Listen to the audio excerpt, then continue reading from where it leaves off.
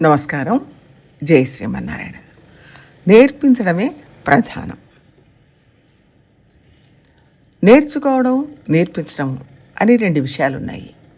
మనం ముందు నేర్చుకోవాలి.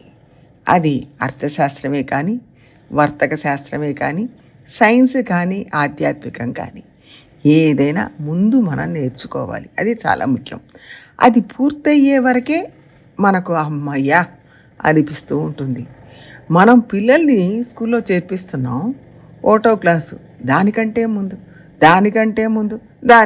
ముందు అంటే 1వ క్లాసు కాకముందే 3 సంవత్సరాలు చదువుతారు. 1 నుంచి 12 ఏళ్ళు, అక్కడికి 15 ఏళ్ళ చదువు అయిపోతుంది. ఆ తర్వాత 4 ఏళ్ళు 6 ఏళ్ళు పై చదువులు. అప్పటికి కనీసం వయసు 30 దాకా అయిపోతూ ఉంటుంది.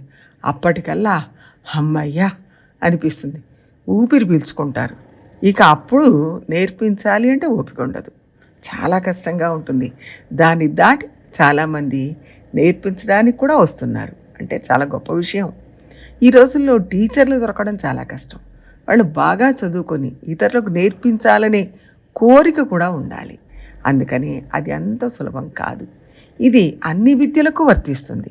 ఆధ్యాత్మిక విద్య కానీ, భక్తి విషయం కానీ, లౌకిక విషయాలు కానీ అన్నిటికీ వర్తిస్తాయి. ఇంకా భక్తి విషయంలో సమస్యలు ఎక్కువ, కష్టం కూడా ఎక్కువ. అవి నేర్చుకోవడానికి కనీసం 50 ఏళ్ళు దాటుతుంది.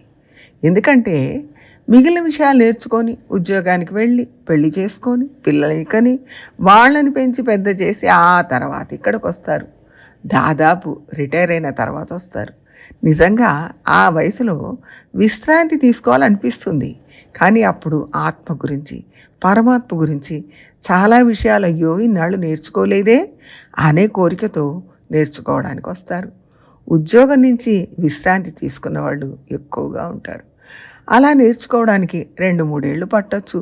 అప్పుడు అబ్బా మనమే జీవితం అంతా వృధా చేసాం, ఇంకా నేర్చుకుందాం అనిపిస్తుంది తప్ప నేర్పించాలి అనిపించదు. ఇక నేర్చుకుంది ఎప్పుడూ ఊరంతే. నేర్చుకోవాల్సింది కొండంత ఉంటుంది కాబట్టి ఇంకా నేర్చుకోవాలన్న కోరికే ఎక్కువగా ఉంటుంది. నేర్చుకున్నాక దానికి తగ్గట్టుగా జీవిస్తారు. అంటే ముందు అధ్యయనం చేయాలి, దానికి తగ్గట్టు ఆచరణ ఉండాలి. ఇది చాలు కదా, ఈ వయసుకి ఎవరికి నేర్పిస్తాం అనిపిస్తుంది. అంటే అధ్యయనం చేసినట్టుగా జీవించాలి, ఆచరించాలి. మనం ఒకరి దగ్గర నేర్చుకున్నామంటే వారి దగ్గర విద్యను మాత్రం నేర్చుకున్నామా, లేక వారి దగ్గర బోధించే విధానం కూడా నేర్చుకున్నామా అనే విషయం తెలుసుకోవాలి. అంటే వారిని చూసి మనం ఇన్స్పైర్ అయ్యామా లేదా అని ఆలోచించుకోవాలి. ఆచార్యులు ఉండడం వల్లే కదా మనలాంటి వాళ్ళు నేర్చుకోగలిగారు. కాబట్టి మనం కూడా చేతనైనంత వరకు ఇతరులకు నేర్పించాలి కదా. నేర్పించాలనే కోరిక ఉండాలి. ఉన్నతమైన వేదాన్ని అధ్యయనం చేసిన వారు ఇతరులకు నేర్పించకపోతే మనకు పుణ్యం రాదు అంటారు. ఒకరు ఇతిహాసాలు, పురాణాలు, పాసురాలు, ప్రబంధాలు నేర్చుకుంటున్నారు, చదువుతున్నారు అంటే వాటిని తప్పనిసరిగా ఇతరులకు నేర్పించాలి. ముందు నేర్చుకున్న దానిని ఆచరించాలి. ఆ తర్వాత నేర్పిద్దాం అనుకుంటాం. ఆ తర్వాత అనేది చాలా దూరం పోతుంది. కాబట్టి నేర్చుకుంటూ ఆచరిస్తూ మళ్ళీ నేర్పిస్తూనే ఉండాలి.